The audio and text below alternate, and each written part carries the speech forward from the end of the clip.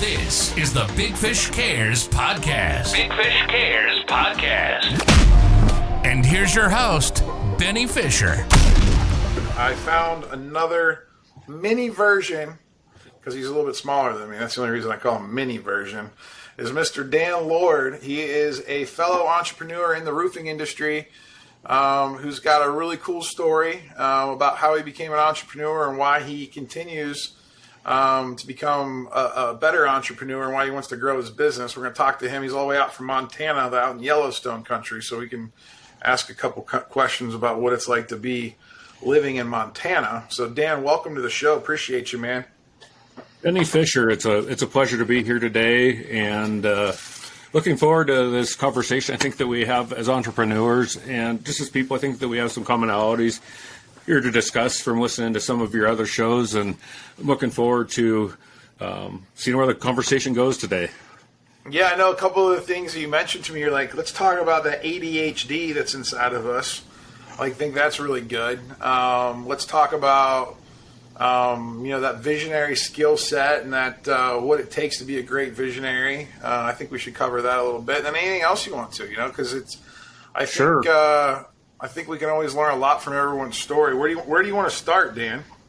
So, short version of my story is that I was held back in the kindergarten, and teachers told my parents I'd never learn to read. Fast forward to college, I graduated with honors after a psychologist told me, why am I wasting my parents' money to go to college because I couldn't make it? And it's the way I found success is through working with people, studying with people, because I learn in a kind of a verbal way from hearing stuff, not necessarily from reading it. And as a visionary and entrepreneur, I've been able to put people in the right seats. That visionary rocket fuel type personality, which I have, my partner Emily has a great rocket that we put the rocket fuel in, and it's helped us to build our company. If you ask me to take an idea and make it come to fruition, maybe 20 years down the road, it's still not happening. Emily takes those ideas. 95% of the time, she probably says, nah, that's not a good idea. But then there's those five ideas out of 100 that we run with, and she does a great job of bringing those to fruition. And it's great to have somebody that can tell you, no, that's a stupid idea, or, gosh, I think that idea will work, because obviously, Benny, you probably have 100 ideas a day, or maybe 1,000. I only tell people 100. I have 1,000 that go through my head. I only spit out 100 of them, and only 10 of them people actually hear, and only one of them is probably any good. So that's the same. That's the same way. So our minds are not necessarily thinking about the way to make the ideas that we have work. They're thinking about new ideas and how we could do stuff differently. So I grew up on a ranch in Montana, and my dad had been doing stuff the way that my uncle had been doing stuff, the way that my grandpa had been doing stuff. But when I was knee-high to a grasshopper, probably 4 or 5 years old, I would tell him, gosh, we should do it this way, or we should do it this way. And my dad would add up the cost of all the tools that we would need to do it my way and all this stuff. And it was an interesting dichotomy there, because I always want to do something different and find a different way, and this is the way you do it type of thing. Mm-hmm. How'd that make you feel when you were young? I think there was enough of, okay, we'll try it your way, and sometimes it fell on its face, right? So sometimes ideas just don't work. There's a reason why it's been done the same way for a long time. And other times we came up with new ways of doing stuff, and he was willing enough of the time to, I think, humor me. I mean, I was mostly young, through college, up through. But what about those? Like, what about when you said something about they never said you were going to amount to anything? How'd that make you feel when you were a kid, as far as like your teachers and your parents? Right. So when I was in second grade, I was diagnosed with ADHD, and I wasn't learning to read, so I got put in the resource room. You would think that would... Same thing happened to me. It made me angry. Second grade, they told me I needed reading school. I needed reading chapel. or something. Well, so my parents, this is great. My dad had a bag of 50-cent pieces from when he was a kid, literally. And so if I came home after school and my parents would sit with me, if I read for practice for a half an hour, I'd get a 50-cent piece. And years ago, my dad, they had those 50-cent pieces and a nice bag. They gifted me all these 50-cent pieces that I'd earned learning to read. How did that all make me feel? I was fighting for normalcy, right? Yeah. I didn't want to be in the special class, right? Because at the same time in fourth grade, I was in advanced math, right? So my brain, it wasn't like it wasn't working. It was just the reading comprehension wasn't keeping up. So you didn't have a strong enough why. Nobody sold you on the reason why it was important to read. Well, one of the great things now are audiobooks for me, because I can get through, driving around and whatnot, getting up early. I can get through books, but that whole fight for normalcy took me through into the 5th and 6th grade when I got back into the normal reading group, into junior high when I was in advanced math classes, into high school I was an average student in high school. I started singing and practicing, taking lessons from a gal from Juilliard through high school, and really focused on that. Was an all Northwest singer, and I didn't really care. I cared about my schooling, but I had other things that I was doing. And then I studied opera singing and business in college, and I decided that, I'm a Montana boy. We have the title for the podcast, folks. I love opera singer. No. Opera singer turned roofer. Yep. And so my love of mountains, I've climbed quite a few in my day. Said I don't want to live between two skyscrapers in New York City or London or San Francisco. So I decided I would make my money a different way. And although I sing at churches and stuff over the years I decided that's not how I've made my money. And so I was in banking for a number of years, and luckily I got out of that. You don't ever make any money doing that. And then well, unless you're the actual bank. Unless you own the bank. Right. And then, so I got into the roofing business 10, 11 years ago, worked for another company, and it became a time when it was time to flap my wings, do my own thing. I'd had enough experience and whatnot, and I wanted to control my customer experience, which part of that is taking care of problems no matter what happens, and being a person of your word. Growing up in Montana on the ranch, my parents had lived by neighbors for generations. So when my dad went out and talked to the neighbor and made a deal, they shook hands. There was no pen and paper to sign a deal. And that's the same way I feel life should be. Although, as good businessmen, we don't do handshake deals in 2022. But the same can be said for... Well, that's because we have employees. If it was just me and you, we could get away with it because we would know everything that's happening. That's right. But if you want to scale and you want to have other people do things to make sure there's some checks and balances, I think that's why you have to have them, right? Absolutely. And so now I'm able to, go out of my way to make sure that every customer has I think in your situation, you call it a white glove experience, and I was drawn to, tell me what your terminology for that is. I like the concierge. The concierge service is... Concierge service, so like white glove too. Anything that kind of alludes to, like, it's more than just what we do. It's really you're going to really be wild on how we do it, but if you really understood the why we do it like that, you'd even be more impressed. I'm trying to always get my team to talk about why.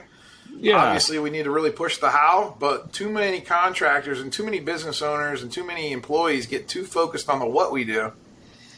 Right. And they need to focus more on the how and the why, because that's going to drive consumer behavior to be able to build a brand. Like we see a customer who's trying to get a load of dirt in his yard. He can't find anybody. It's late in the season. I got a dump trailer I said, tell me where to go that I can pick up this, and I just took it and dumped it in his yard. Did I charge him for that? Heck no. It's, that person, you're building customers for life, and customers that will tell, hey, he did this, and I think it's important that everybody realizes that we're not just looking, everybody's here to make money and make a living and retire. But you've got to look at ways that you can wow your customers and give world-class experiences. One of the things that I hear my employees saying sometimes is, no problem, which I look at them and say, hey, let's not say no problem. Let's say my pleasure. Yeah. To turn around. Model the Chick-fil-A people, right? And some of this, I told Emily from the time we started this business that, I want to reinvent the wheel every time I do something, right? And I've been doing that since I was a kid. But when I first got into working with companies and consulting, we work with the Roofing Academy and Randy Brothers, Connor Rodich. Yeah, great. Love Randy and Connor. They're great, and there's other great people. Yourself, I think of Joe Hughes, Tim Brown, David Carroll. Some of these brilliant people in the roofing space.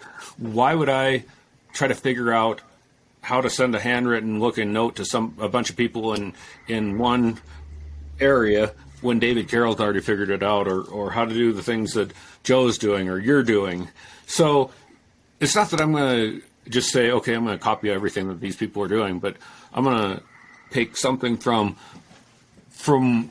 what you're doing, Benny, and something from what Paul Reed's doing, and something from what Randy Brothers is doing, and meld those together to become what Mountain Roofing Dan and Emily are with our company.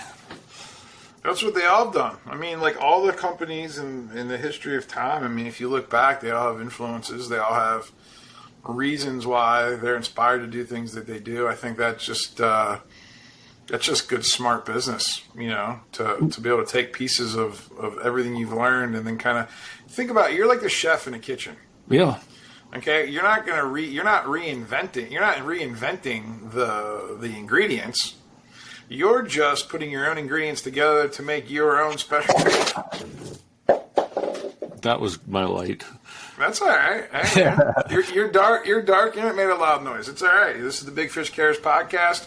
We care more about you, the authentic version of yourself, than all the fancy lighting and the sound. But that's right. So in my family, my dad was a doctor, my mom was a nurse, my sister's PhD in mathematics, and my brother's an attorney. I got done with college, and I was like, I've had enough school. I don't want to go anymore. So how can I have a lifestyle that I want and also provide a lifestyle for the people that work for me? And in working in the roofing business, boy, if you work hard, you can, from salespeople to production managers, whatever, with a good company, it's a good way to support your family. And I could see that from the beginning. My first couple of years in the business, 10 years ago, I wasn't getting rich.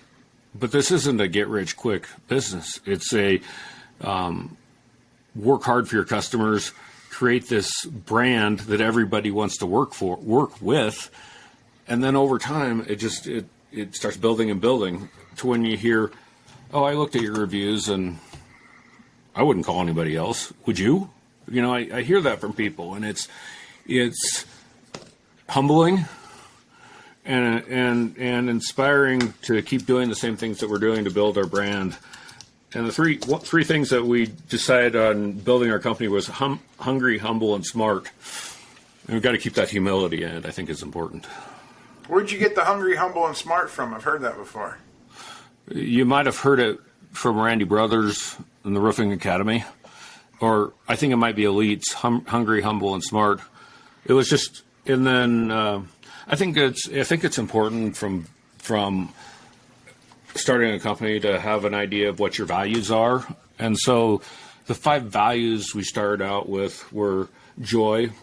Not every day is going to be joyful, but when you go to work and spend as much time doing what we do, it's important that most of the time you enjoy what you're doing. I have a picture on my presentation of elk bugling with a house. You can see the lights in the dark, and you can see Aurora Borealis in the night. I took the picture, and the elk were bugling all around me. It was a surreal experience. I took the picture with my camera phone on astrophotography mode.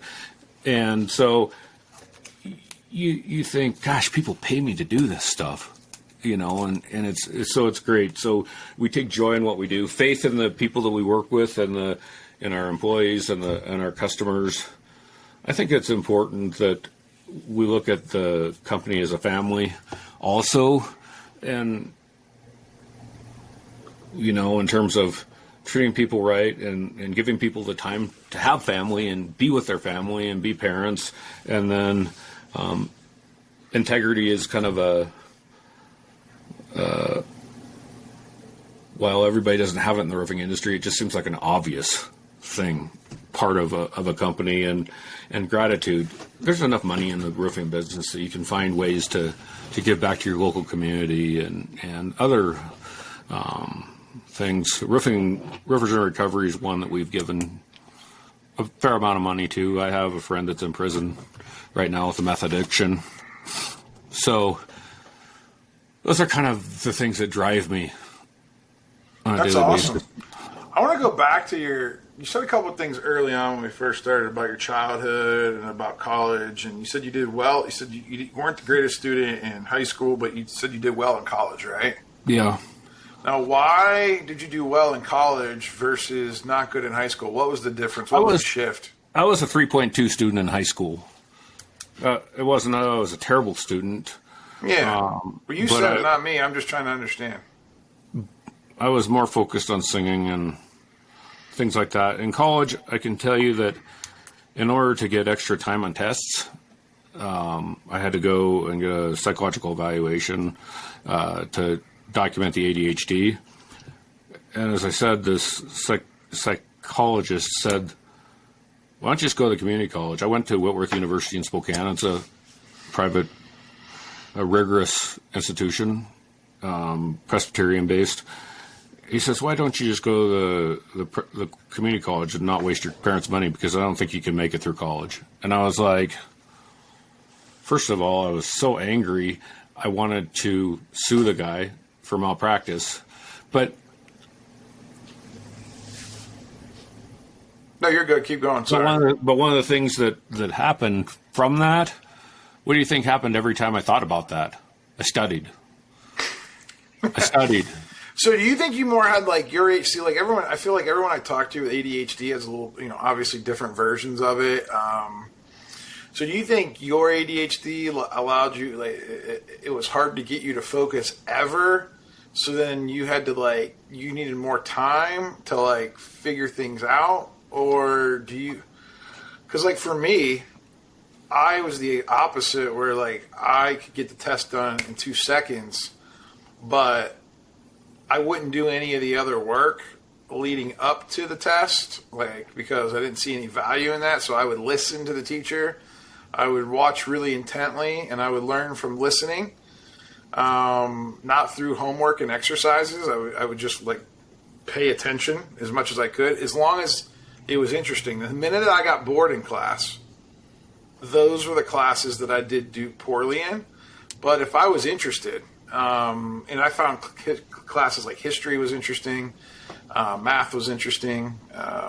For you, what were some of the struggles with the ADHD? One of the things that I guess one of the ways that I coped was that I had a voice recorder, and I would, because as I talked about earlier, I would learn more by listening to stuff than reading it.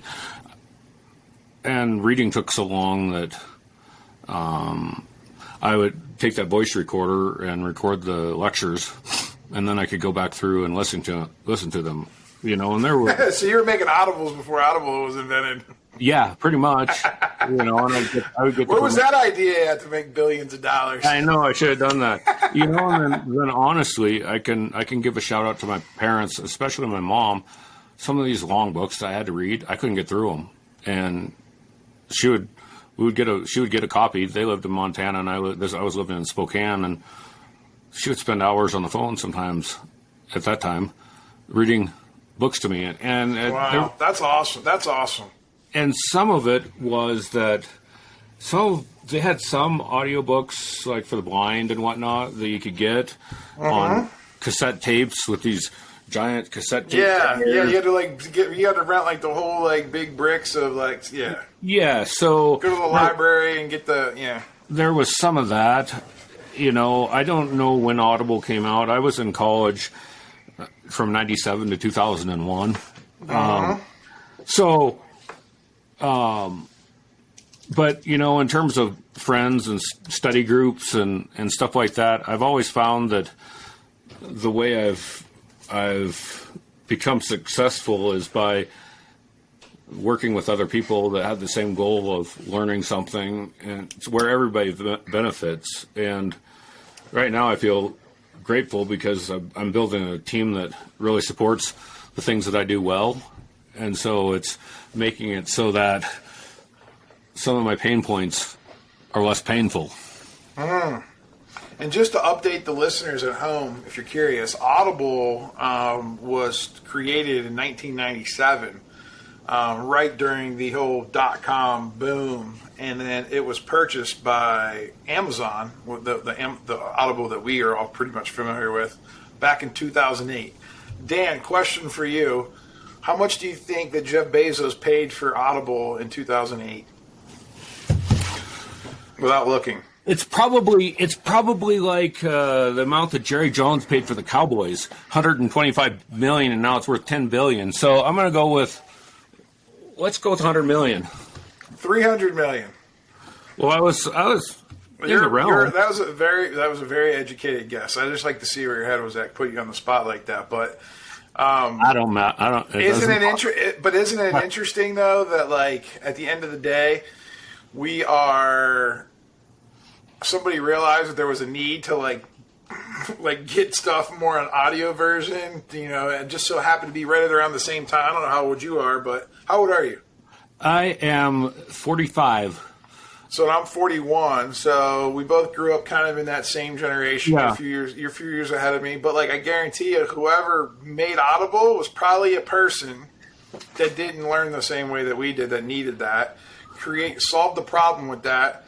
Worked at it for a while, got so successful at it, then he got bought by the bigger company. So it's a cool story, right? It is a very cool story, and there's another cool story here that come along a few years later. I don't know how many years ago this was. There's an app that I use called Speechify. Yeah. So have you heard of that, Benny? Uh-huh. So I can take a picture of a page, and it'll read it to me. I mean, it's not that I can't read a page, but I can take and copy 100 pages of text from a website and put it on 1, 2, 3, 4 times speed. I can literally listen to an hour's worth of content in, say, a quarter of the time. So 15 minutes, I can listen to an hour. And, depending on how well you want to remember everything, maybe you're not listening to it 4 times, but maybe you're listening to it 2 times. 4 times is pretty fast. Yeah, it's pretty chipmunk-like. It's hard for me to focus. I can do like 1.4, 1.5, but like for me, it's hard for me to comprehend. Right. Anything faster than that. Do you think over time, when you keep doing it, you can train your brain? That's what. Well, I could if I wasn't doing anything else. But usually, when I'm listening to Audible, I'm driving. Yeah.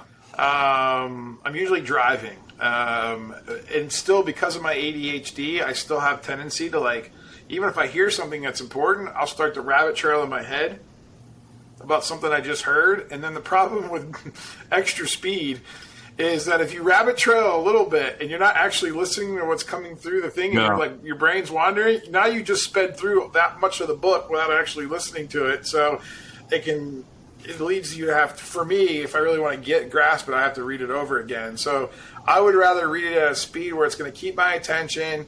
If I notice, I've gotten better at like noticing when I go to rabbit trail, and I'll just hit pause. I'll just pause the audio, let those thoughts go. Because it's not about how many books you read in a year.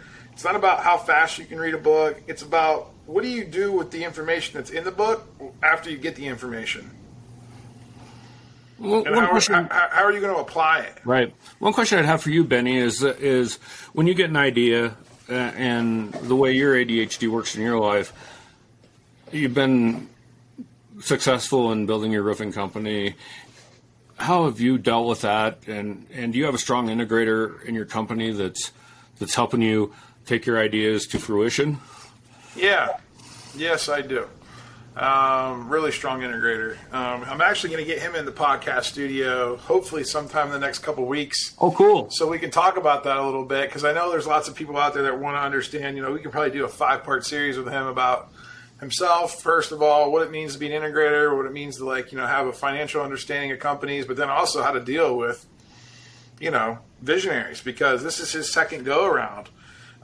He was a CFO at a $60 million mechanical contractor, and so he had to deal with the visionary there. He was a founding entrepreneur, the guy that he used to work for. So he's got experience in dealing with somebody that started a company back in the late '80s and just kept building it all the way up, and the ideas never stopped. Especially he was that guy was even a little bit different than me, that he was actually a trades guy. He could fix the stuff. I was a salesman, so I kind of skipped the whole fix part. And so to me, that's even more impressive when the hammer swingers can start companies and become CEOs of $50, $100 million companies. That's impressive. It's impressive for anybody to do it. But for somebody that's operations, because to learn the skill of sales, which I think every CEO needs to learn a little bit of, because it's not just sales of your product, it's sales of your vision, right, to your company. How are you going to sell those ideas, right? And so for me, what I've learned about, to get back to the first part of your question, is how do you, when you come up with an idea, first of all, it obviously starts in my head. Mm-hmm. Now, if I'm around other people and the idea pops up, most of the time I'll just blurt it out because I can't help myself. And so when I blurt it out, all I'm really doing is looking for blurt back feedback. I'm looking for what's their face look like? Does it look like they're confused? Do they have questions? How does the conversation go? And then I've realized that if I really want an idea to go to all the way, instead of just blurting it out, I will think about it in my head a little bit. I will plot out a couple points, and then I will take that idea to fruition a little bit myself and kind of game plan what a loose roadmap would look like for maybe 6 months or a year of what it would take to get that thing rolling. So then if I really want to get it done, I would take it to the integrator and say, hey, here's my idea. Here's the problem that it solves. Here's why I wanted to do it. Here's how I think we can get it done. Here's the resources and the money that we would need. Can you figure out the rest? Because what happens is if you just pile on 20 ideas without any context or perspective, or you got to get there, you got to get it started a little bit for them. So they need a little. Most integrators, I find, if they're really good, they're like D to if I'm if the alphabet's A to Z, mm-hmm. They come in at D. They come in at D, and they take it to Q or R or S or T. You know what I mean? They're like that. They're like that middle stage, where you got to. But me and our brains go from A to Z, like that. And it's very foggy from B to Y. Very foggy from B to Y. Very. But you got to get them from B to D, because they don't start till D. They don't start till a little bit later in the alphabet of when it really starts to pick up for them and when it starts to sink in and click most of the time, because their analytical minds are always thinking and always tweaking and twerking, and they've already had this master plan in their head. And when you come to them with another new idea that comes out of left field, dude, sometimes their brains, they're just it's already working. You just can't put too much on it. So sometimes I find that you got to give them a little bit more. You got to give them a little bit more information, context, a little bit more context, a little bit more information if you really want to drive it home. Now, if you're just throwing it out there and you want to see what sticks, sure, you can throw up a bunch of ideas. But I find the best ones come with a little bit more work on our end. But usually guys like us don't really like to sit down and write out plans and write out some details. And so that's why, like, to me, like, I think the secret to a lot of this, you know, and everybody's talking about integrators and visionaries, I think a big secret is the executive assistant, which a lot of people don't get. You know, I don't hear a lot of people talking about. Emily and I have talked about this too. I think it's a great idea. I want to hear your. Yeah, well, and again, obviously you have to have enough revenue generating, you have to have enough income coming in to be able to justify the cost. But what it to me is, it's like a mini integrator or an integrator in training, per se, is that person can a lot of times field 80% of the ideas. It's kind of a filtration process before it gets to the integrator. Because you really want to protect that integrator's time. Because they're managing the day-to-day, they're getting everything done. They don't want a lot of things coming at them inside that 90-day period where they have to operate and get things done. They want to hear those big ideas either on your same page meeting, which should be happening, you know, at least once a month. At least once a month, if not once a week, depending on where you're at with your integrator and like how long they've been on board. You know, and then, you know, quarterly on the all-day planning session. Other than that, don't be hitting them up like on a random Tuesday at 7 o'clock when something pops in your brain. Use a sounding board, right? And this is where it gets, you know, and for everybody listening at home, I know Emily lives with you, correct? Yeah, so you have a different dynamic, right? So like, yeah. I honestly recommend that everybody has, you know, I think for ultimate success for true visionary, you need the person at home for you to buffer things. You need your executive assistant to buffer things, and then you use your integrator to buffer things. And when you can have all three, I feel like the visionary is in a safe place, because now there's three people that can help put the guardrails on the visionary and keep that visionary, like, you know, kind of not feeling like they're getting freaked out. Does that make sense? Yeah, and so Emily's a 20-year professional in marketing and graphic design and visual media. So she's playing the integrator role right now. But I'm trying to find a true integrator for that part. Not that she can't do it, she can. But then when she allows me to talk at 9 o'clock and 3 o'clock in the morning and all of that, which is terrible, she tells me whether the ideas are good. And we have a great relationship where I don't get offended if she says that's a stupid idea, right? So yeah, but if it's happening every day, to me there needs to be an idea session. Like, so, yeah. And again, you can have one with your wife, you can have one with your executive assistant, you can have one with your integrator. Knowing what issues to talk about and who to talk about them with is another key to success, to where, and again, as you can start to separate people in roles, you're going to be able to have more success, because not everything is for that right person, because it might not have the right context. So in your situation, you may want to look for an integrator for your company, like for the roofing company, because right. That's separate than maybe you wanting something. What about all your other ideas that have nothing to do with your roofing company? That's right. Right? So like that, you need an integrator for life, which is usually what I call the wife. You know what I mean? And then your executive assistant can be the one that helps you get some of those things done, so then you're not treating your wife like the person that's got to get everything done.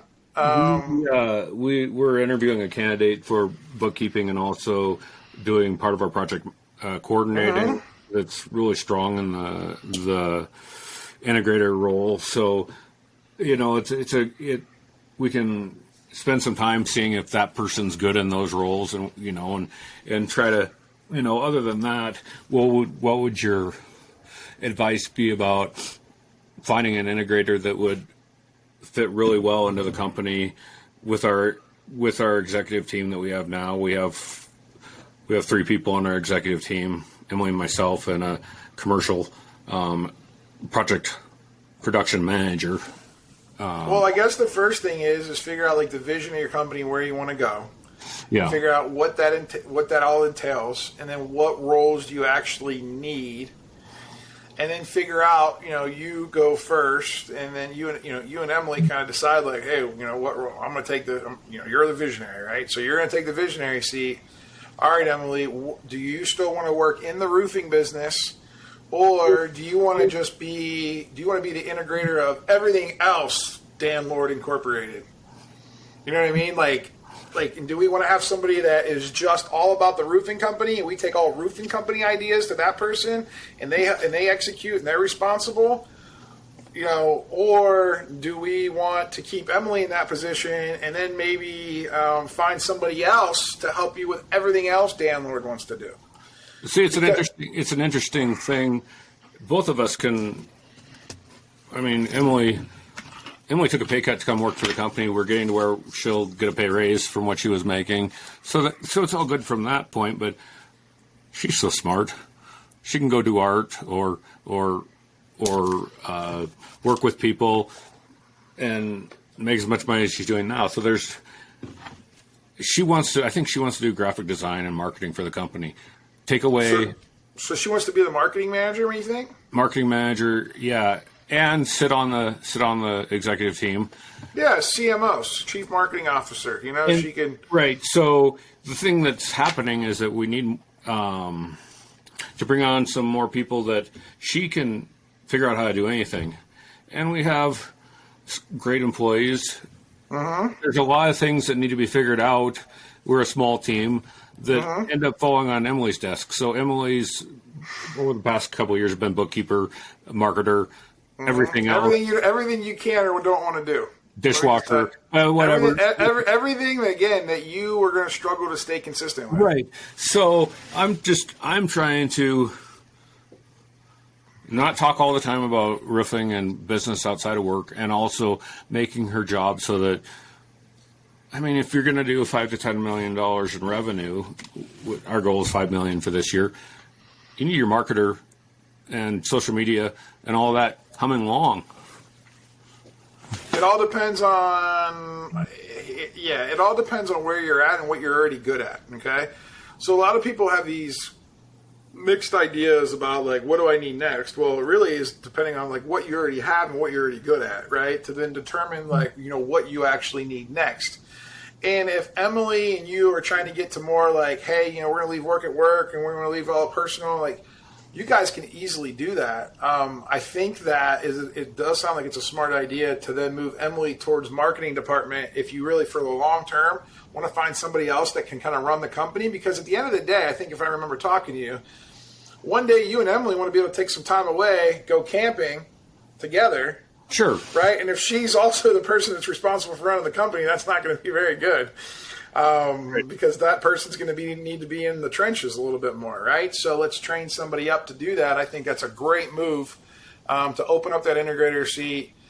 Find somebody that's got a strong financial skills, like that can navigate numbers and understand budgets and profit and loss and P&Ls and balance statements. That has good operational integrity, because I bet you probably lean more on the sales side of things. I bet, right? Yes, and, sir. And then if she's going to really start to focus on marketing, you let that person kind of oversee the whole operation with an intention on operations and finance, while you figure out sales. Emily figures out marketing, and then as you guys start to level up, that integrator then will start deciding, all right, here's what we need. And then if Emily, whoever wants to hire a marketing assistant to take over that execution of the weekly task in marketing. But a lot of times I will tell you that if she's flexible, and you guys, when you are traveling, if she wants to just whip out her laptop and work from home, a lot of those marketing tasks you can do from anywhere in the world. You don't actually have to be live inside of a desk in Montana. So, in saying that, absolutely. I think that's probably a good move. It can't go wrong. You just got to find somebody more with that. It's the old school title of Chief Operating Officer. Somebody that understands all parts of a business, understands marketing, sales, ops, and finance, HR, recruiting, training, and it's a high level job, man. And it's a job not to the better qualified the candidate is, the faster the company will start moving. Absolutely. And the real goal here is freedom, right? That's what they've been putting in our heads since 1776. Well, that's right. I like that. Freedom to start other companies, freedom to, because the ideas don't stop, right? Freedom to have ideas about anything, about your hobbies, to where you're not, I'm sure for the first few years of your business, you can look back and say, gosh, I worked a lot. Oh, yeah. And yeah, I still work a lot. I work a lot. Yeah, but it's not on the same things. I can tell you that. Right. I'm still not. I look at myself and say, yeah, I work probably as much as anybody does. I'm just not doing the same things that I was 7 years ago when I first started. I'm just doing different things that, to me, are adding value at more of a macro level. I went from being more micro to being more macro. And it's just because that's just where I wanted to go. Now, but my plan and your plan could be totally different. There's some people that I talk to that really love to manage a roof project, and like they want to manage the roof project. They want to manage that customer experience, and they want their hands all over it. That's great. So then what they need to do is hire somebody to be an integrator, and maybe somebody to be a visionary for them. It used to be, and there's nothing wrong with that. Right, absolutely. It used to be when I was in sales, I want to know everything so I could educate my customers. But now, I brought in an expert in commercial roofing, and my desire to know everything about those projects isn't as much as it was then. It's more to figure out, okay, what do I need to do to enable the salespeople to understand what they need to do to sell these projects? And it's partly because, too, once you've understood all the problems that a customer could have in roofing, let's just take roofing, for instance. Yeah. There's only so many issues a customer can have. And once you've heard the same issue over and over again, guys like me and you, we get a little bored with that. And we're like, all right, here, I can teach Sally or Johnny, hey, here's all the things a customer cares about. Mm-hmm. You can give them all that knowledge up front, so then they look like, the magician to the customer. And that's really all the game is. And then you want them to be excited about it, and you want to find people that are really that's their number one thing. Where what happens from true visionaries is our number one thing is always changing. Yeah, that's right. So once we figure something out, and it's it's not that we get bored. We just get all right. We kind of get bored at the end of the day. For me, there's nothing that's more gratifying than seeing the light turn on for a salesperson or a project manager. Yeah, well, then you're teaching, because now you become a teacher. Right. And now it becomes bigger than of yourself, right? And when a person gets their first $10,000 or $15,000 check, they're they can't even believe it. Mm-hmm.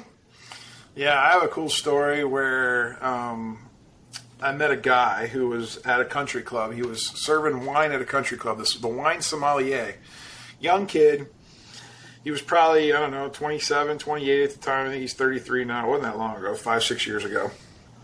And he needed a roof, so he knew I was the roofer, and he called me, and I gave him a good deal on his roof. And, didn't think much of it. He calls me a couple years later, came into my office, and he's looking for a job because, since he left the country club, he had went to go work at his buddy's, lawn care or tree trimming service. And, he wasn't getting paid every Friday. He wasn't getting, clunky stuff from, business owners not having everything figured out, right? And we've all been there. But he's like, I need more stability. And I was like, well, I remember him. He's great customer service, great with people. Sure, I didn't think he was going to be that great out in the field as, a project manager, because I was like, I've never seen you get dirty before. But he came in in his tree trimming clothes, and I'm like, all right, well, at least you're willing to do that. Gave him a shot at project management. He was okay at that. He was really good with the customers and keeping the crews on point. But he would actually be more paying attention to the neighbor's house and talking to the neighbor about what we were doing over here at the house he's supposed to be managing. Found out he's probably better in sales.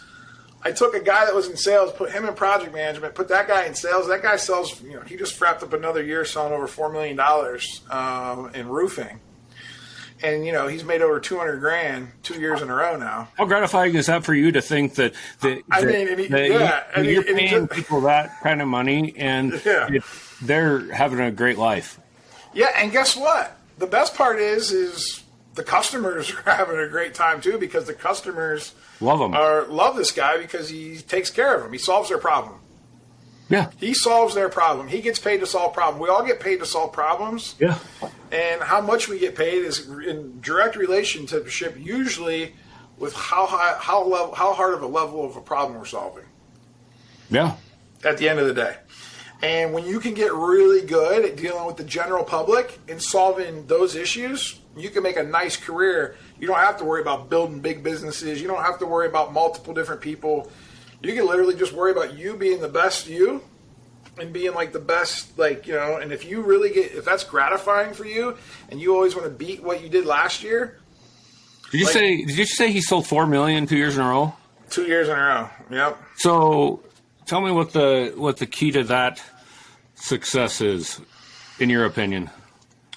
Mostly him. Yeah.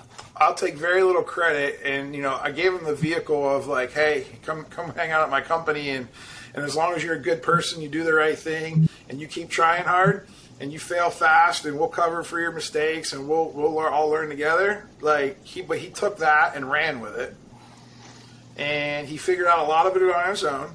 There was very little training at that time when I brought him in, but I was very patient, and we worked through a lot of the mistakes, and because I knew that the training was awful, because I was the one doing the training back in the day, and I knew that I'm not a trainer, I barely even know how to do the job well myself. I can do it myself. I don't know how to explain it to people, right? I can't just do all the things that I can't teach all the things that I've been learning for the last 20 years of my life. I don't know. I'm getting better at trying to translate all that and getting better at teaching that, but it's still hard. Mm-hmm. I think that the better that we become teachers and be able to give out wisdom to other people, we'll actually in turn be more, successful because we're just basically helping more people. Instead of helping customers, if we can help employees help more customers, now guess what? Now we're getting more things done. We're actually helping more people that way. We have to go. You talked about when he was a project manager, he was going around to the houses talking to people around. You're showing them shingle boards. So obviously as a salesperson, he's six-packing around the houses that he's doing. And is his key to success strong door knocking, or is it asking his customers for referrals? It was in the beginning. What's the key? It's all of it. It's not just one thing. Yeah. So it's a combination. Anybody that's successful at something, it's a combination of a bunch of ingredients together. He's got high motivation. He's got 3 young kids. He's got a wife. He just bought a big house. I mean, the guy lives in the biggest house than anybody that I've ever seen. That's really cool that he was able to do that with this career now. He's able to take care of his family. His wife's able to stay at home. So those are drivers, right, that you can't necessarily teach. No. Right? So there's in sales, you have to have motivation. You also have to be committed to the process. He's also very disciplined to the process. The hard, boring, what I call, which is the part that's the least interesting to me in sales, is the repeating it over and over and over and over and over again the same exact way. I get bored with, because I always want to try to change it up because it's in my way. In my head, I don't know. I'm just always about, tweaking things, improving things. And that's okay if you're an entrepreneur and you're doing some things. But when you're once your company gets past 5 million, you really have to start dialing in some systems and processes to keep everybody sane, because you don't want a bunch of Ben Fishers or Dan Lords running around. I can tell you that. That's for sure. The place will go crazy, right? Right. So, and he's got a really, I don't know if you're familiar with anything about DISC, the DISC profile, but I am familiar with that. His C is much higher than mine. Yeah. So he's much more conscientious about the process, and he likes looking at his numbers every day. He likes figuring out why he did bad earlier in the day. He likes looking ahead at his schedule the next day. he is very wired for that because he knows that's where his success is in the consistency. It's in the follow-up. It's in the boring stuff that most sales guys don't want to do. The devil is in the details of the activity, right? It's, if you want to make $4 million, you divide up what it takes to do all year long, and you do the activities that it takes to get there. And that's one of the things that I tell my sales. We have one salesperson and myself that's selling, and we're hiring a couple more. But, there's always salespeople that are nervous.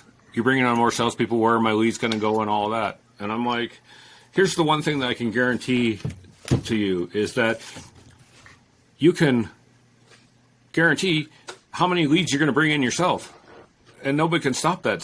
Some people don't even take company leads because they have as many leads as they can handle on their own, on their own work, so. Yeah, so it's a combination of like a lot of different things. I mean, I would say that's not a normal. It's not normal at all. I'd say the average salesman should be able to do, $800,000 to $1 million a year.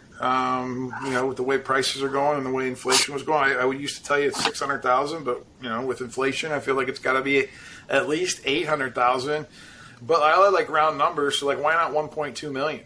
So $100,000 a month. We'll probably focus enough on this, but one other question would be: are you supporting him in a different way than you're supporting other salespeople in the ability to get that stuff done? The reason I ask is I was talking to Ryan Chance.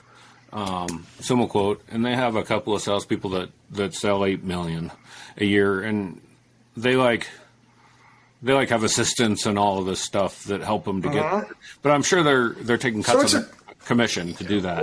Well, it all depends on how the business is structured. So, I mean, again, it's a team effort. Like every salesperson has different responsibilities at different companies. So, at one company, their salesman's responsible for getting the customer. They're responsible for marketing.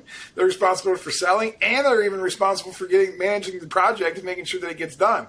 Ordering the job. I mean, they're literally responsible for everything. To me, that's a weird business model. To me, it's not really a business model. It's more of an independent model where you just put a bunch of what I call solopreneurs together. And you try to make it work, right? But what happens with that is once you get past a couple studs, a lot of times there becomes internal conflict amongst the team and amongst production because usually communication breaks down. So on our team, we've focused a lot on the brand and the teamwork. So he doesn't have to manage any projects. We have a project manager. Now he'll get involved if he has to. Yeah. But somebody's doing that. We have obviously a receptionist and an inside customer service person who basically takes the incoming calls, the internet leads, and then passes them off to the sales team and dishes them out. So he doesn't have to necessarily do that. What he does is he does the first appointment, takes the pictures, does the inspection, really makes sure that it's a good fit for us and make sure that we can actually solve the problem. And once we decide that we can, then we give him a quote. If, that's the salesman's decision, to be able to make. And after that, after the job's sold, then it just goes on off to the office. So the office orders the job, they schedules the job, and then there's a project manager assigned to it. And then the salesman stays in the loop. So it's a little bit different for every company. Obviously, to do $4 million in that model, it's not nearly as hard as to do $4 million. Right, and you have to do everything. And I've heard, it sounds like you're in a W-2. Oh yeah. Yeah, and we're 100% W-2. I hear a lot of Colorado companies that have all their salespeople that are 1099 salespeople, and they do everything. And like you said, communication can break down, and they're so. And Emily said it's episode 10 or 11 of yours. She said, "Have you watched that yet?" I'm like, "No." Watching episode 11 of Benny Fisher's The Big Fish Cares podcast. So I still got to do that, but in terms of how we're running our businesses, in terms of the production and who's ordering the materials, it's like the same thing. And I don't know if that's good or bad, but hey, man, I don't know either. We'll figure it out later, right? Yeah. I'll let you know if I tweak anything because I'm always trying to optimize for the customer experience, right? First and foremost, and then second of all, the employee experience. And now I'm focused more on, me personally. I'm more focused on how to like really enhance the employee experience. which because I know then if I can do that, that'll enhance the customer experience, But when you're young and you're small and you're just trying to get your first 5 million, you got to be worried about it all because there's not that many humans at your company to be able to worry about all that. So I would say keep doing what you're doing. Yeah. I think you're on the right track. I think if you hire an integrator, you move Emily to marketing, it'll take some of the pressure off her. I always having to manage the business. It'll keep that personal life a little bit more healthy and fun. And then she could also then be your personal integrator for all the other things that you want to do outside of the company. And she kind of help that in line, and then she'll have more fun than training and working with this new integrator to kind of make sure that things are good when you guys are ready to, kind of ride off into the sunset, when you want to take a break for a month, she'll be able to hold that person more accountable. That integrator person and with your help, because that's the hardest thing that I have is trying to hold someone accountable. I think that's right on. And as entrepreneurs, when I first started in the business, I didn't know Randy Brothers, I didn't know Paul Reed, I didn't know you, Benny, and so it's been a breath of fresh air to find a group of people that are really want everybody else. We're not competitors. We're team players. We're trying to make the whole industry better, and it's been refreshing to see that there's some really great people out there that are doing the right things for their employees, the right things for their customers, and the right things for their companies. And I appreciate that because when it comes down to the core of who I'm sure you are and who I am, it's we want to leave a legacy of doing the right things and having people say, gosh, don't call anybody else but Mountain Roofing. There you go, man. We're on the right track. I really, it's been fun chatting with you. I know we kind of nerded out on some roofing stuff, which I'm sure we lost probably some of our listeners. But in saying that, we will have an episode. I want to have an episode where eventually we talk about some of the biggest hurdles that you had to overcome in your personal life to get you to where you're at today. I'm willing to do it. I mean, I don't think that I think vulnerability leads to being that men can be vulnerable leads to better things, and like the mastermind groups that we're doing with the Roofing Academy or the groups that we're doing with Contractor Dynamics. And I can't say enough good things about what we're doing with Contractor Dynamics. Shout out. Shout out to Joseph Hughes and Elizabeth Lytle over there. And don't forget Sydney. Oh, Sydney. I don't forget about any of them. Sydney, don't forget John, Sydney. Manager John. Yeah. It's been great. And you can take all the roofing stuff out and add all the roofing stuff out, and we'll go with the other.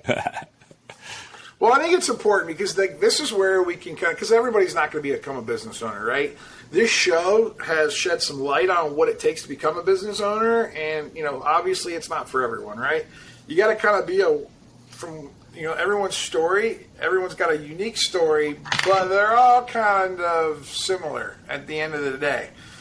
Where there's usually, something bad happened when they were young, or something didn't happen perfectly, about school. There was a little bit of bitterness. Then we had to prove people wrong. And then we had to go through life, figure some things out, have some job experience, and be like, shoot, man, like I can do this. And then we just are so stupid. Sometimes we're either too stupid, we just start doing it because we don't have another choice, and we just go do it. And then boom, it actually works. And it's like, all right, now we're like, then we get some confidence, right? And now we're like, then we're going, and then it's off to the races. Well, we all have different talents, right? And one of the talents of mine is that I've lived with a lot of ambiguity from growing up, not knowing if I was going to learn to read and all this stuff. So it takes quite a bit to make me really get worried. So, when some people don't see the way forward or what the next move is, I've already thought that through, and I'm 17 steps further. So in terms of where we're going and what positions we're bringing on and my goal, my vision it might not be 100% right, but I'm not lacking the vision of where we're going, and that helps. What's right for you? Right, and it helps the team, and being able to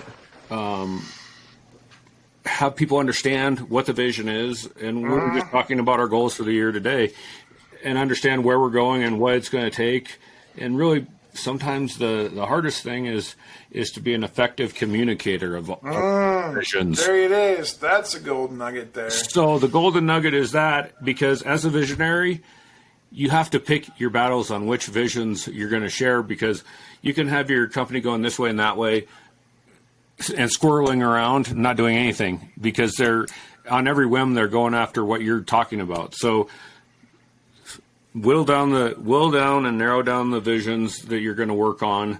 Have somebody to tell you that's a stupid idea or that's a great idea, and then they bring some of that, and you talk about how you're going to bring it to the team. I've also used social media over the last 10 years to kind of like float stuff out there, just to kind of see like what all my friends would say, or just what the public says, which is kind of interesting because you can always it's like market research. Cheap too. Yeah, like I still have this idea, and I'll run it by you. Yeah. That I want to either hire someone or partner with somebody that has a passion for food trucks.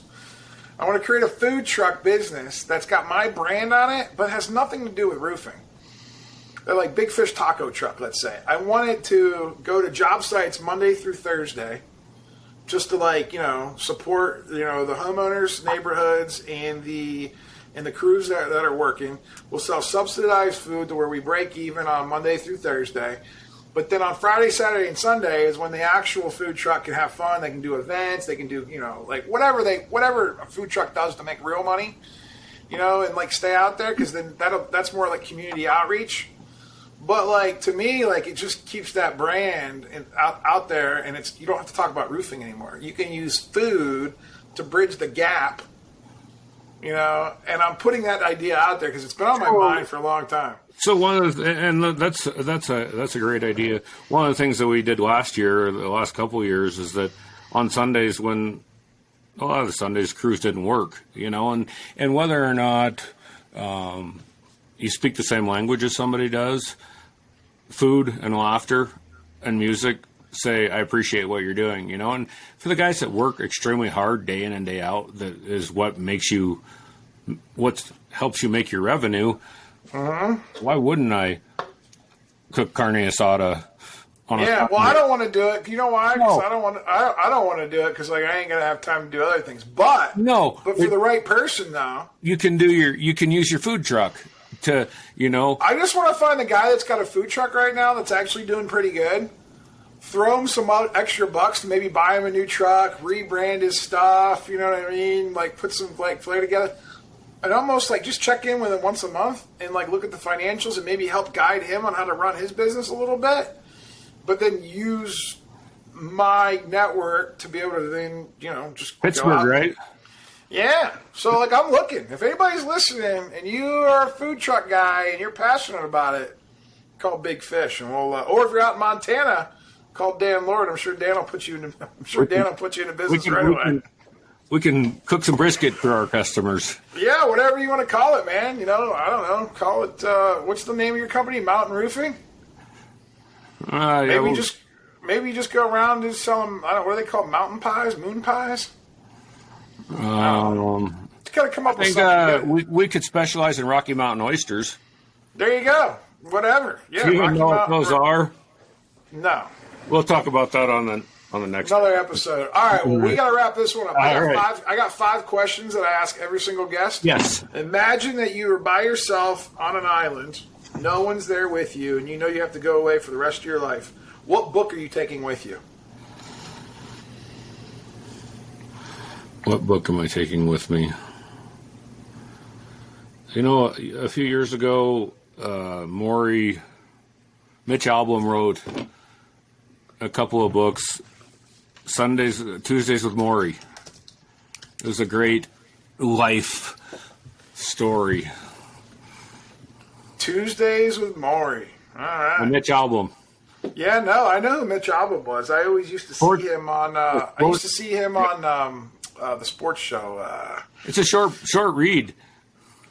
Yeah, no, that's cool. I heard he was a great author. I've never actually read any of his books, but I heard he was a great author. So Tuesdays with Maury. You're the first person 50 episodes in that mentioned that one. I like that.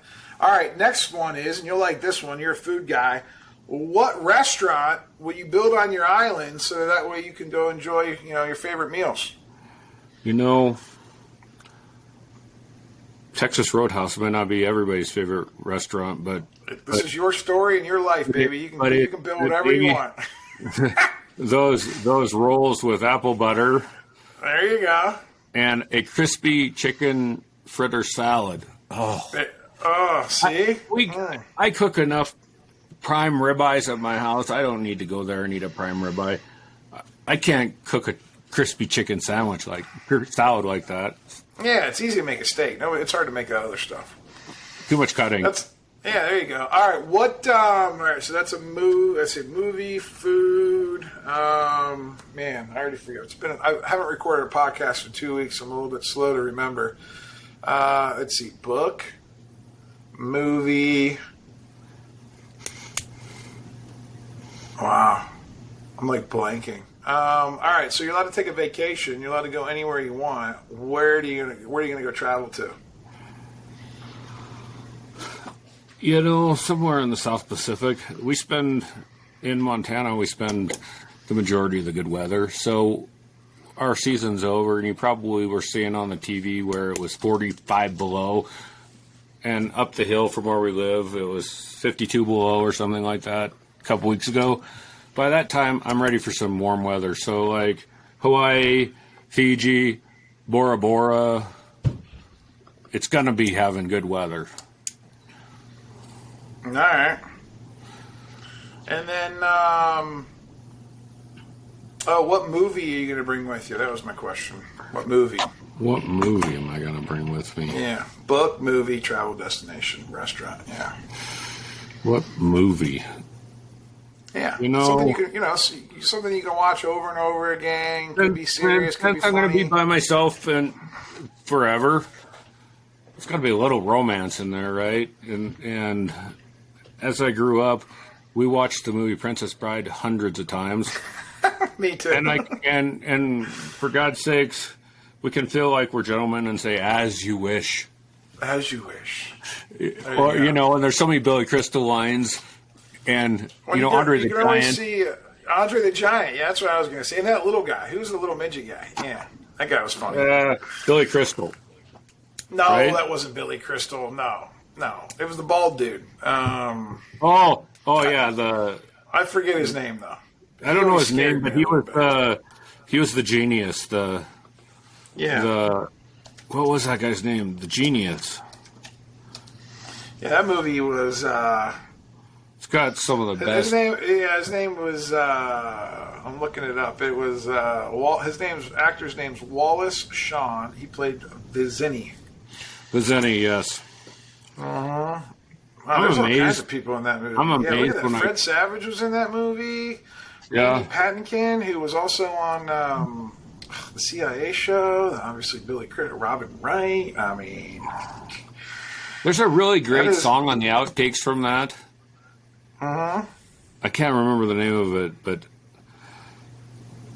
that's a nugget. Interesting. All right, I got last question. Last question is you're allowed to spend 24 hours with somebody. It could be somebody from the past, somebody from the present, somebody famous, somebody just that you know. Who do you want to spend 24 hours with and pick their brain?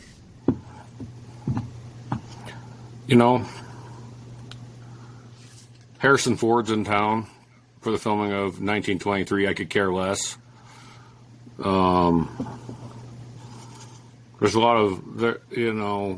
lot of smart people in the world, but I can say that Emily Dennis. Your partner in crime. I'm so happy with where my life is with her.